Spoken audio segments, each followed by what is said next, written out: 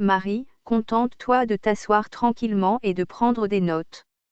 Laisse les vrais négociateurs s'occuper de ça, déclara Trevor Hamilton sans même lever les yeux de ses dossiers. La salle de conférence tomba dans un silence pesant, interrompu seulement par le bourdonnement de la climatisation.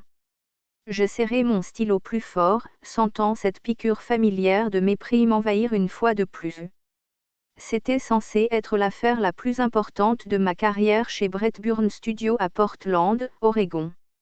Mais une fois encore, on me reléguait au rôle de secrétaire, pendant que mes collègues masculins se préparaient à récolter le crédit de mois entiers de mon travail. Mon nom est Marie Hello, j'ai 34 ans.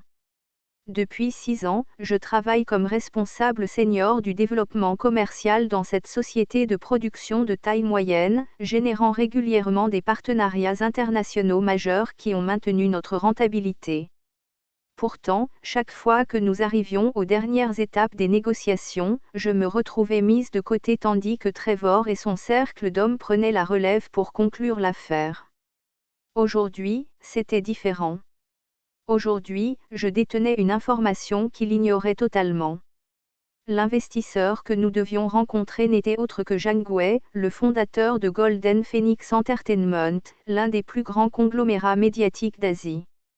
Sa société valait plus de 2 milliards de dollars, et ce partenariat pouvait tripler nos revenus en moins de 2 ans.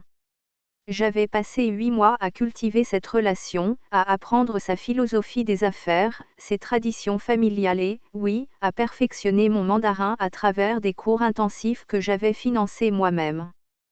Trevor et son équipe n'avaient aucune idée de toute cette préparation. Trevor, je devrais préciser que Monsieur Zhang préfère, commençai-je, mais il m'interrompit d'un geste dédaigneux de la main.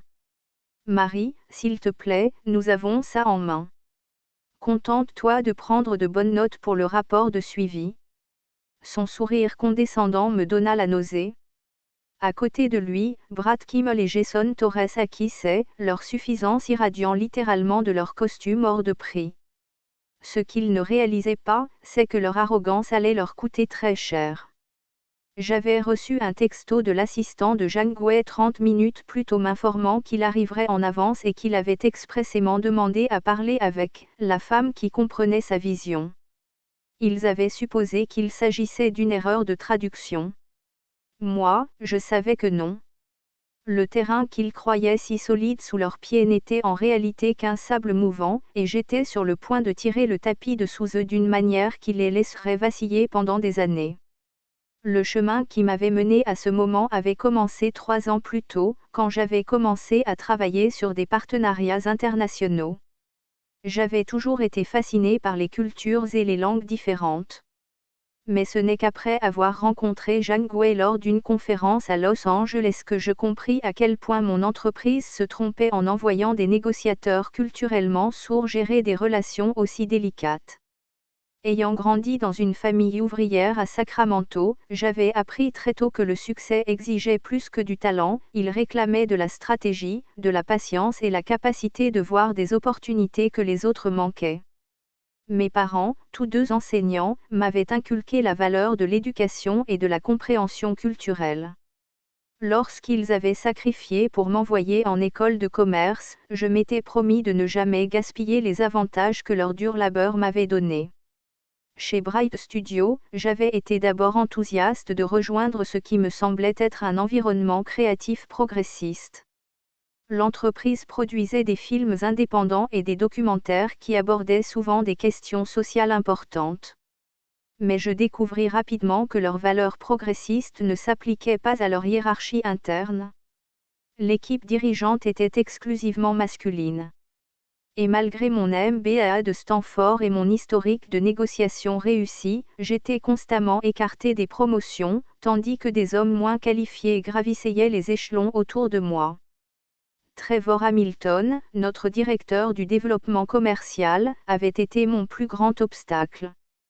À 42 ans, il possédait ce genre de charisme, à l'ancienne, qui impressionnait les cadres supérieurs plus âgés, mais manquait cruellement de substance dès qu'il s'agissait de commerce international moderne. Il avait bâti sa carrière sur des poignées de main avec des distributeurs locaux et n'avait aucune compréhension des subtilités culturelles nécessaires aux partenariats mondiaux.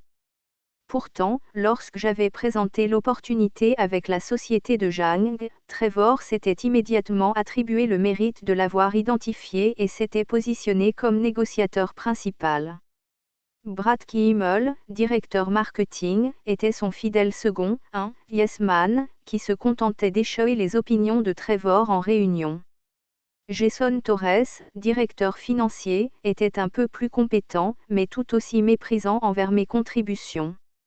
Ensemble, ils formaient un mur impénétrable de médiocrité masculine qui avait bloqué mon avancement bien trop longtemps.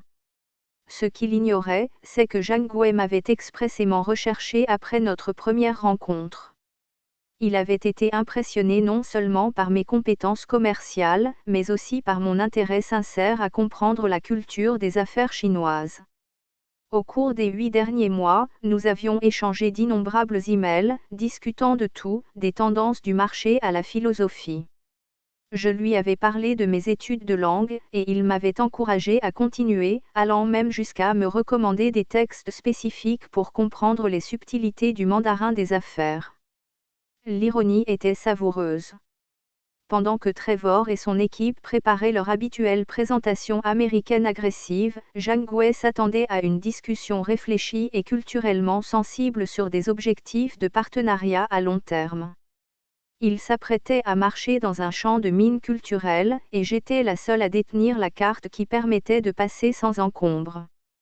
Le moment qui cristallisa ma détermination survint 2 semaines avant la réunion avec Zhang Guo, lors de notre séance trimestrielle d'évaluation.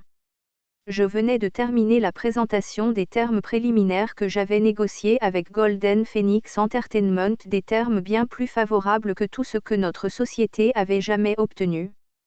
La salle était silencieuse tandis que les dirigeants digéraient les chiffres, un accord d'exclusivité de 3 ans pour la distribution, des avances garanties de 15 millions de dollars et des conditions de partage des bénéfices pouvant potentiellement rapporter 20 millions supplémentaires chaque année. Excellent travail, Trevor, dit Patrick Westbrook, notre directeur général, sans même me jeter un regard. C'est exactement le type de stratégie dont nous avons besoin ici. Je sentis mon visage s'embraser d'indignation. En réalité, Patrick, c'est moi qui. Commençai-je, mais Trevor m'interrompit avec aisance. Marie a été d'un grand soutien dans ce projet. Vraiment de solides prises de notes et une assistance précieuse pour la recherche. Il me lança un regard d'avertissement qui signifiait clairement « Reste à ta place ». Ce soir-là, je restai assise dans mon appartement, fixant les termes du contrat que j'avais négocié avec une minutie extrême. Chaque clause représentait des heures de recherche approfondie sur le droit des affaires chinois et les préférences culturelles. Zhang avait loué ma compréhension du Guangxi, ce système complexe de relations et d'obligations réciproques qui sous-tend la culture des affaires chinoises. Et pourtant, j'étais là, à regarder 3 hommes se préparer à récolter les fruits d'un travail qu'il aurait été incapable d'imaginer, encore moins d'exécuter.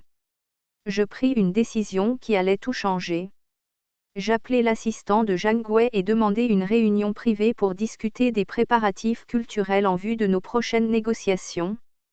Lors de cet appel vidéo, mené entièrement en mandarin, Zhang et moi eûmes une discussion franche sur les défis des relations commerciales interculturelles. Il partagea sa frustration face aux entreprises américaines qui envoyaient des cadres ne montrant aucun respect pour les coutumes chinoises et ne prenant jamais le temps de comprendre les aspects philosophiques profonds d'un partenariat. Marie, dit-il dans un anglais parfait, changeant de langue pour donner plus de poids à ses mots. Vous comprenez que les affaires ne se limitent pas au contrat. Il s'agit de confiance, de respect et de vision commune. J'espère que vos collègues partagent cette compréhension. Je l'assurai que notre société valorisait les relations à long terme plutôt que les profits rapides, tout en sachant parfaitement que Trevor et son équipe planifiaient exactement l'approche opposée. Cette conversation planta la graine d'une idée qui n'avait cessé de croître depuis. Si mes collègues insistaient pour me traiter comme invisible, peut-être était-il temps de leur faire découvrir à quel point ils dépendaient de ma visibilité.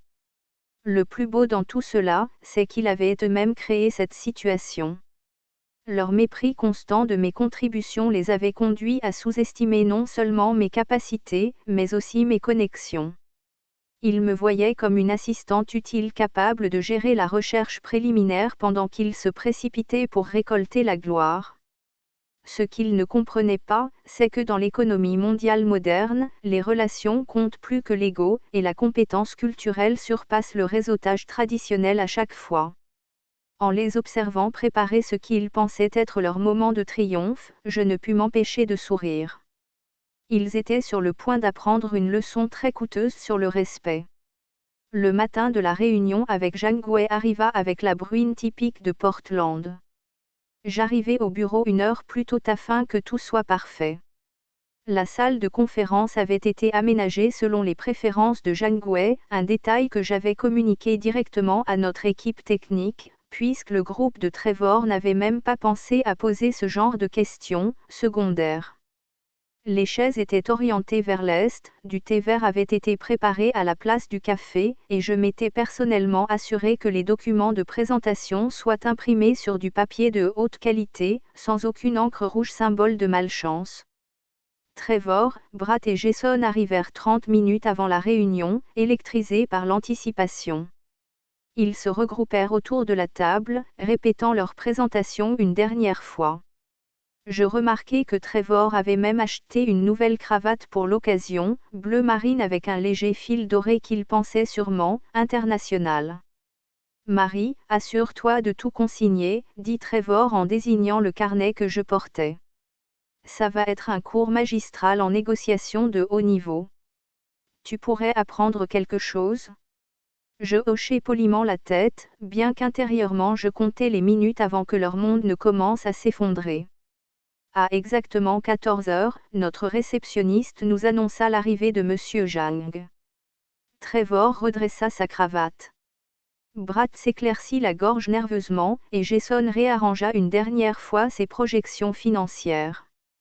Zhang Guo entra dans la salle avec sa dignité habituelle, accompagné de 2 assistants. Il portait un costume anthracite impeccablement taillé, et son allure était poliment formelle, mais remarquablement distante. Je regardai Trevor s'avancer avec son plus large sourire, lui tendant la main pour une poignée de main à l'américaine, ferme et agressive.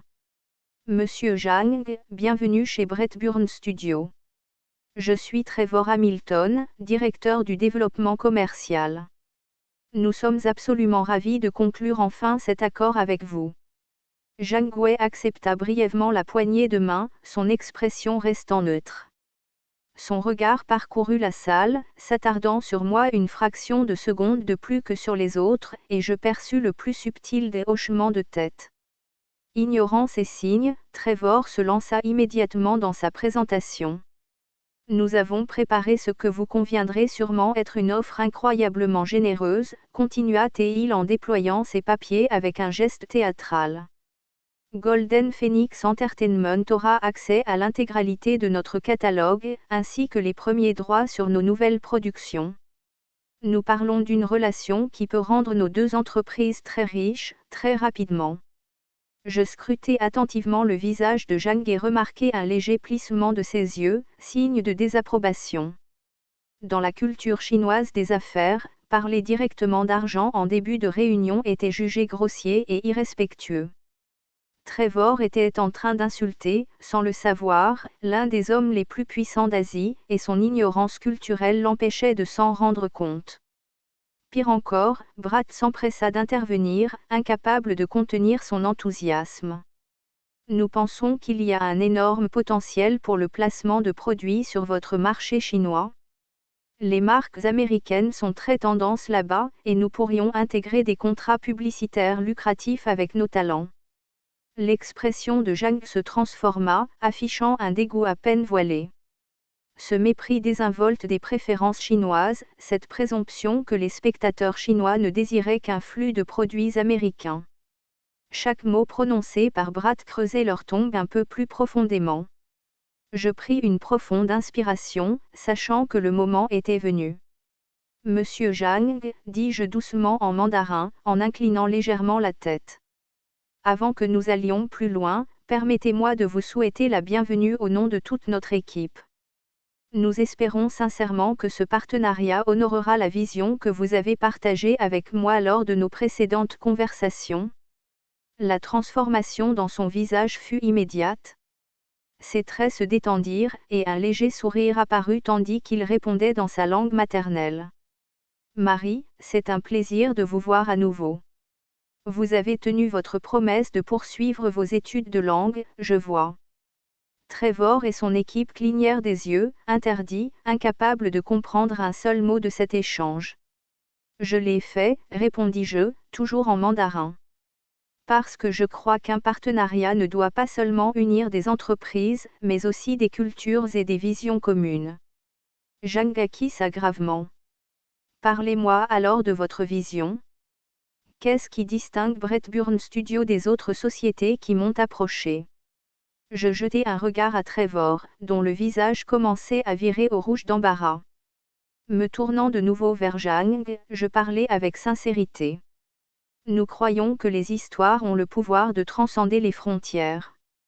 Votre société et la nôtre partagent un engagement à produire des récits qui reflètent les valeurs humaines universelles. Notre objectif n'est pas seulement de tirer un profit rapide, mais de bâtir une relation durable qui profitera aux deux cultures. Zhang m'écouta attentivement, hochant la tête. Puis il se tourna vers Trevor et son équipe, leur adressant pour la première fois une question directe en anglais. Est-ce également votre vision?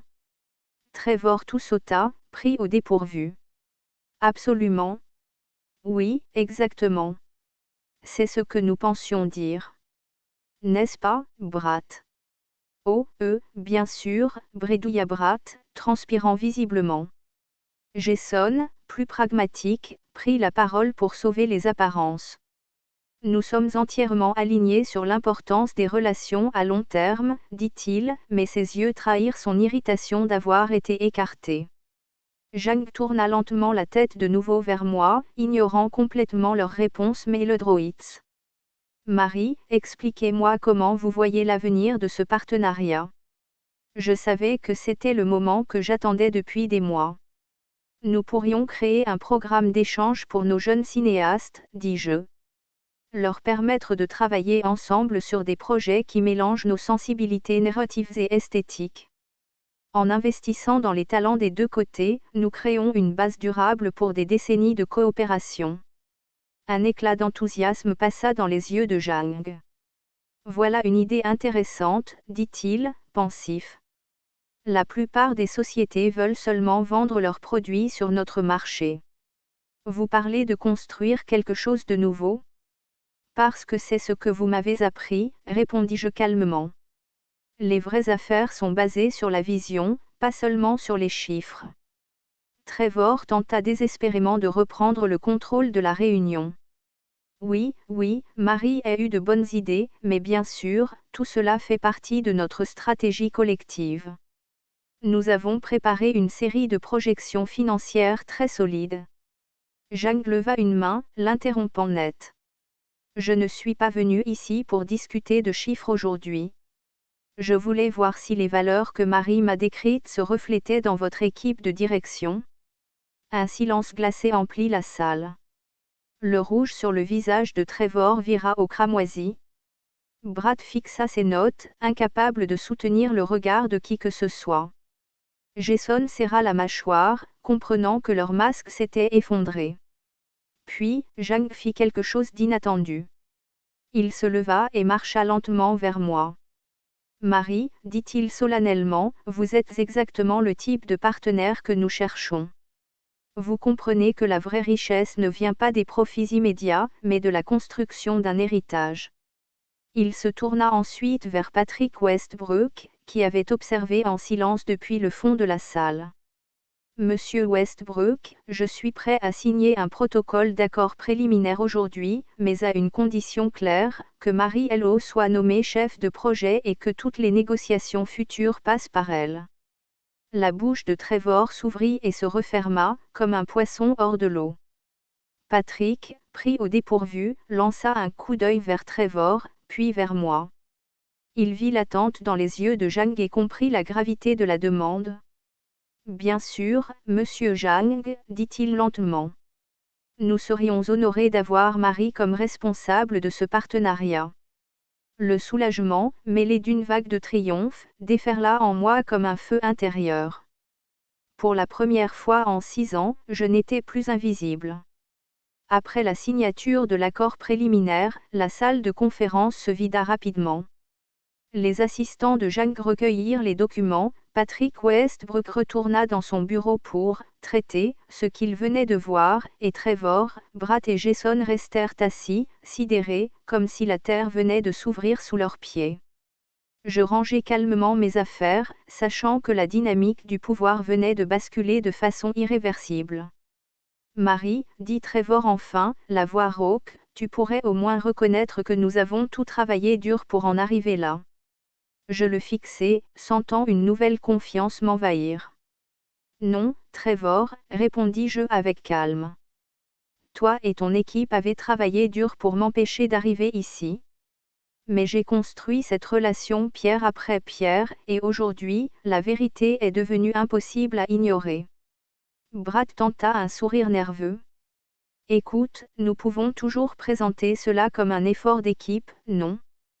Personne n'a besoin de savoir. » Je l'interrompis d'une voix nette. Zhang Wei sait. Son équipe sait. Et très bientôt, toute l'entreprise saura. Jason, plus pragmatique, secoua la tête et soupira. Eh bien, Marie, tu l'as fait. Tu as gagné. Je ramassai mon carnet, celui dont Trevor se moquait toujours, et répondis simplement. Non, Jason. Ce n'est pas moi qui ai gagné. C'est la reconnaissance qui a enfin rattrapé la réalité. Les semaines suivantes furent un tourbillon. Le partenariat avec Golden Phoenix Entertainment fut annoncé publiquement, déclenchant une vague d'articles dans les médias spécialisés. Mon nom figurait sur chaque communiqué de presse, identifié comme la négociatrice principale et responsable stratégique du partenariat international. Trevor tenta de récupérer une partie du mérite, mais Zhang, fidèle à sa parole, insista publiquement sur mon rôle déterminant. À chaque interview, il mentionnait mes compétences culturelles et mon engagement. Dans les couloirs de Brett Burns Studio, les choses changèrent rapidement. Là où autrefois mes idées étaient ignorées, elles étaient désormais accueillies avec un respect attentif. Les hommes qui m'avaient relégué au rôle d'assistante prenaient maintenant des notes pendant que je parlais. Patrick Westbrook, comprenant où soufflait le vent, me proposa une promotion au poste de vice-présidente du développement international. Le jour où j'accrochai la plaque de mon nouveau bureau, je pensai à mes parents à Sacramento. Leur fille, la première de la famille à obtenir un diplôme universitaire, était maintenant cadre dirigeante, grâce à des valeurs qu'ils lui avaient inculquées, persévérance, intégrité et respect des autres cultures. Je pensais aussi aux années de mépris, aux réunions où ma voix avait été étouffée, aux promotions qui m'avaient échappé. Tout cela avait façonné une détermination inébranlable. Car le succès, je le savais désormais, n'était pas seulement une question de victoire personnelle. C'était une question de changer le récit. De montrer que les femmes de toutes origines, de toutes cultures n'étaient pas de simples secrétaires, mais des stratèges, des leaders, des visionnaires. Et en regardant la plaque portant mon nom, je sus que cette victoire n'était pas seulement la mienne. C'était celle de chaque femme à qui on avait dit de simplement prendre des notes. C'était celle de chaque voix réduite au silence dans une salle de réunion. C'était un message clair, nous ne sommes plus invisibles.